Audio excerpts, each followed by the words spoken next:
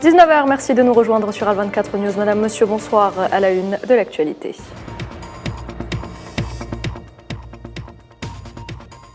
Ahmed Attaf et son homologue saoudien signent une convention bilatérale portant création du Haut Conseil de coordination algéro-saoudien. À quelques jours du sommet de la Ligue arabe, le chef de la diplomatie algérienne a pied d'œuvre à Jeddah.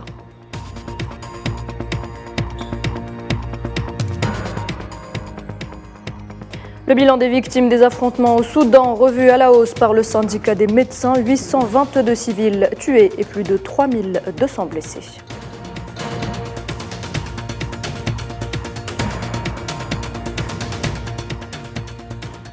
L'armée de l'occupation sioniste blesse 5 Palestiniens lors d'un raid sur la ville de Jénine et son camp de réfugiés dans le nord de la Cisjordanie occupée.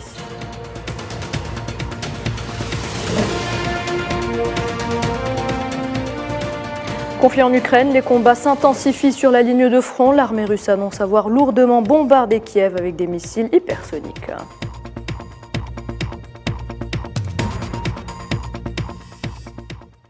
Bienvenue à toutes et à tous si vous nous rejoignez. Une convention bilatérale portant création du Haut Conseil de coordination algéro-saoudien a été signée ce mardi à Jeddah par le chef de la diplomatie algérienne Ahmed Attaf et son homologue saoudien, le prince Faisal Ben Farhan Ben Abdallah Al Saoud. C'était lors des travaux de la 4e session de la commission des consultations politiques algéro-saoudiennes qu'ils ont co-présidé. Ahmed Attaf est arrivé en Arabie Saoudite hier pour la préparation au niveau ministériel du sommet arabe prévu le 19 mai.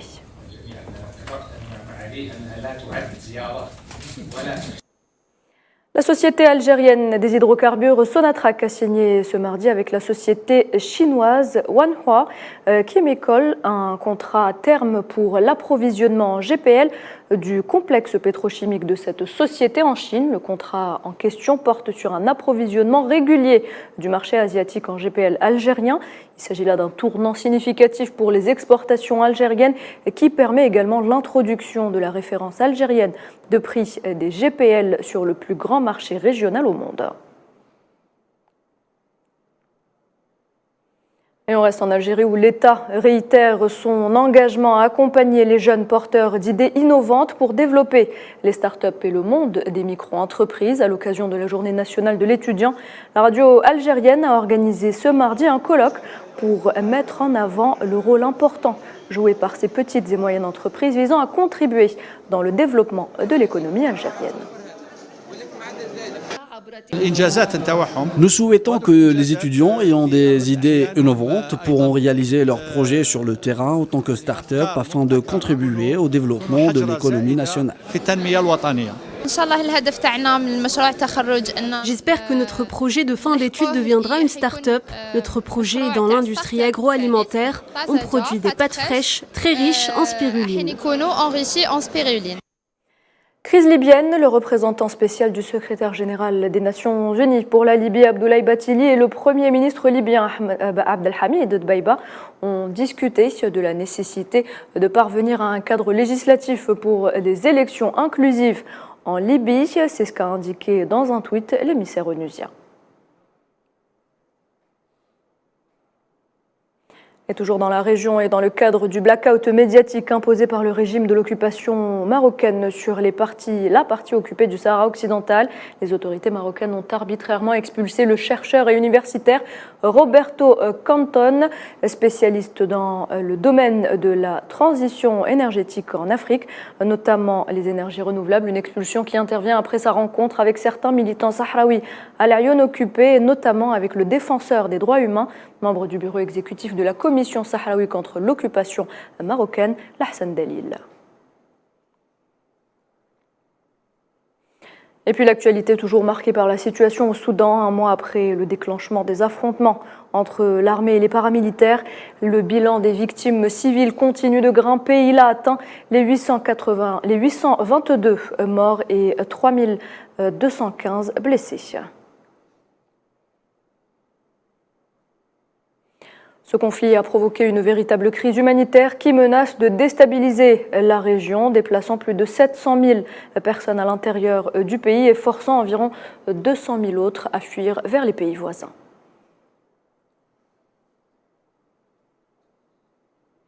On reste en Afrique et à la suite des pluies dévastatrices en Somalie, les humanitaires de l'ONU ont annoncé le lancement d'un programme de préparation et de réponse aux inondations dans ce pays en partenariat avec les autorités locales. Selon les premières estimations, plus de 460 000 personnes ont été touchées, dont près de 219 000 déplacés. Et direction le Proche-Orient où 5 Palestiniens ont été blessés lors d'un raid de l'armée sioniste sur la ville de Jénine et son camp de réfugiés dans le nord de la Cisjordanie occupée. Selon des sources palestiniennes, les forces sionistes accompagnées d'un bulldozer se sont dirigées vers le centre du camp, ce qui a déclenché des affrontements entre les forces sionistes et les jeunes Palestiniens. Les forces de l'occupation sioniste qui poursuivent leur répression et bloquent les entrées du village d'Al-Marayar à l'est de Ramallah pour la 4e journée consécutive. Un blocage destiné à empêcher les Palestiniens d'y entrer ou d'en sortir. Plusieurs zones de Cisjordanie ou encore d'Al-Quds occupées sont encerclées depuis plusieurs jours et des mesures militaires strictes ainsi que des arrestations à grande échelle sont signalées quotidiennement. Alors ces crimes sionistes demeurent impunis. Environ 1000 résolutions de l'ONU sur la question palestinienne n'ont pas été mises en œuvre depuis 1947, un chiffre soulevé par le président de l'État de la Palestine, Mahmoud Abbas, dans un discours prononcé à l'occasion de la commémoration du 75e anniversaire de la Nakba, pour la première fois au siège des Nations Unies à New York. Naila Hamouda. Mahmoud Abbas, le président palestinien, s'est exprimé à New York où l'ONU a commémoré pour la première fois le 75e anniversaire de la Nakba. Il a pointé du doigt la Grande-Bretagne et les États-Unis en particulier. Il les tient pour seuls responsables dans la catastrophe que vit le peuple palestinien. Le président palestinien a affirmé que les pays coloniaux qui portent une responsabilité historique dans la Nakba doivent assumer l'entière responsabilité, réparation au peuple palestinien et la fin de ses souffrances. La communauté internationale doit assumer ses responsabilités, mettre fin à l'agression et fournir une protection internationale au peuple palestinien. Nous sommes soumis à la violence chaque jour. Nous nous plaignons chaque jour. Nous faisons appel à vous. S'il vous plaît, protégez-nous. Abbas a affirmé que depuis 1947, 1000 résolutions de l'ONU sur la question palestinienne n'ont pas été mises en œuvre. Il a appelé à suspendre l'adhésion de l'entité sioniste à l'organisation internationale. Nous exigeons aujourd'hui officiellement, conformément aux droits internationaux et aux résolutions de l'ONU, que l'on s'assure qu'Israël respecte ces résolutions ou que son adhésion à l'ONU soit suspendue. Abbas a ajouté, je cite, « Les conditions les plus importantes pour parvenir à la paix et à la sécurité sont la reconnaissance du droit de notre peuple à l'autodétermination, à l'indépendance, à la résolution de la question des réfugiés et à la libération des milliers de prisonniers. »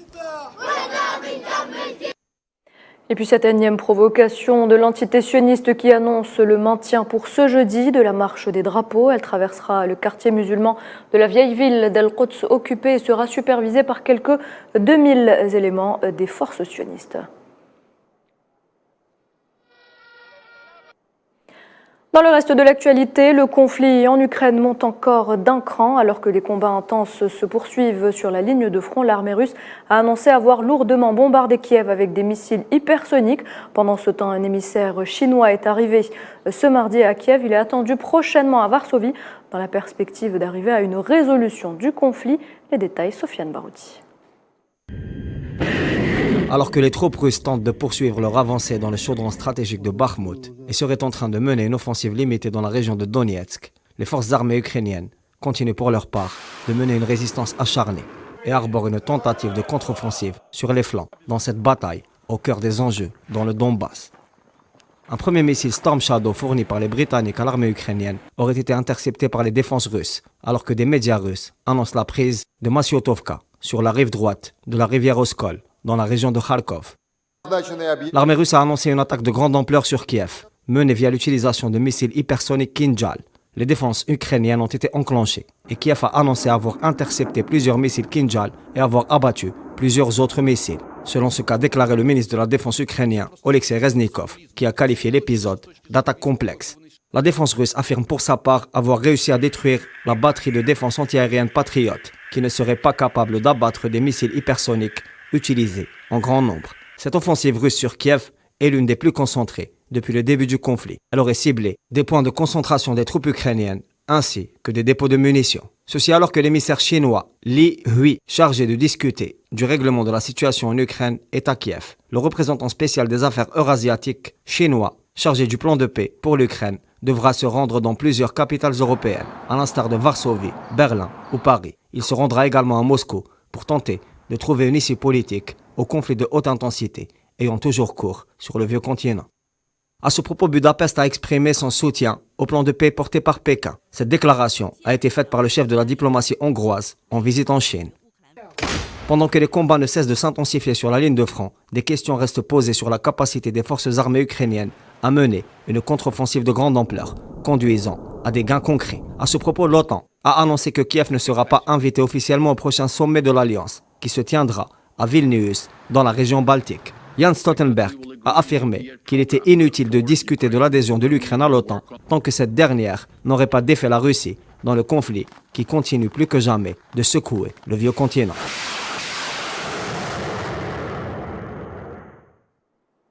Et malgré les multiples sanctions occidentales, les exportations russes de pétrole en mars dernier ont atteint leur plus haut niveau depuis avril 2020. La Russie redirige essentiellement ses exportations d'hydrocarbures vers la Chine, l'Inde ou encore la Turquie. Mohamed Ali Ben Chaban. Malgré un paquet de sanctions internationales, les exportations de pétrole russe résistent et ont même atteint en mars dernier leur plus haut niveau depuis 3 ans. Les revenus estimés ont rebondi de 1 milliard à 12,7 milliards de dollars. Les expéditions totales de pétrole ont augmenté en mars de 600 000 barils jour à 8,1 millions de barils jour, en comptant les produits pétroliers raffinés, qui ont grimpé de 450 000 barils jour à 3,1 millions de barils jour.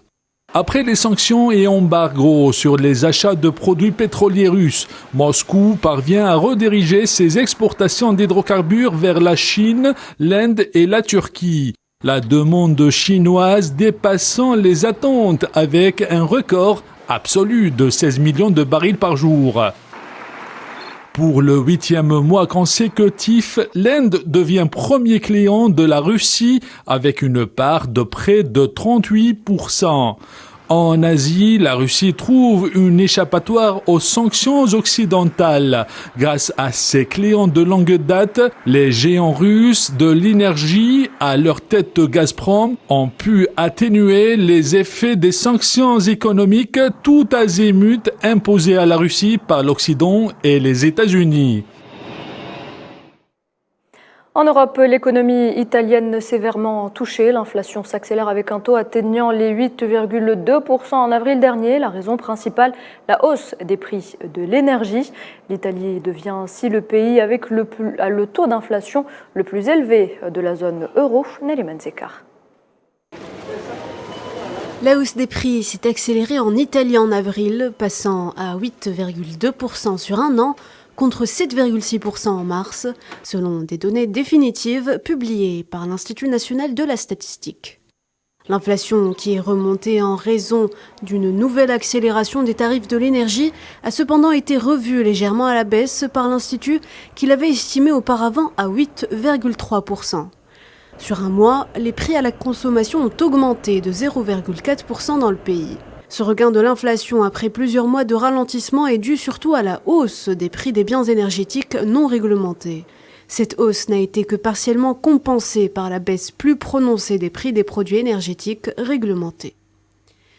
Le prix des pâtes, plat national des Italiens, a même augmenté de 17,5% en mars sur un an et de 16,5% en avril, ce qui a amené le ministère des Entreprises à convoquer jeudi dernier une réunion de crise avec les producteurs.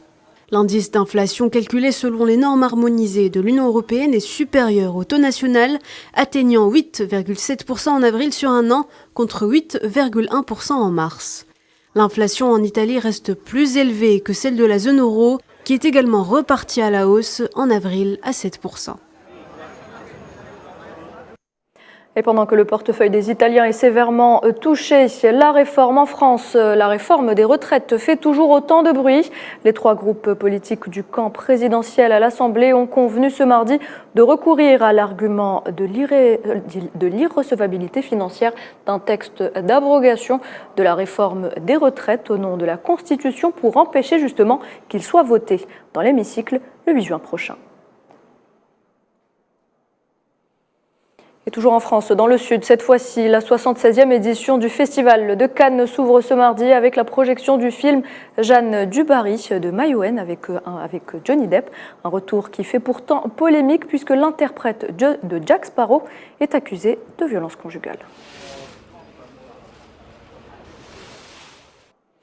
Et du sport, du football. Avant de clore cette édition, la sélection de football de la République arabe sahraoui démocratique est arrivée ce mardi à Alger en prévision de son match amical prévu samedi à 17h au stade Nelson Mandela.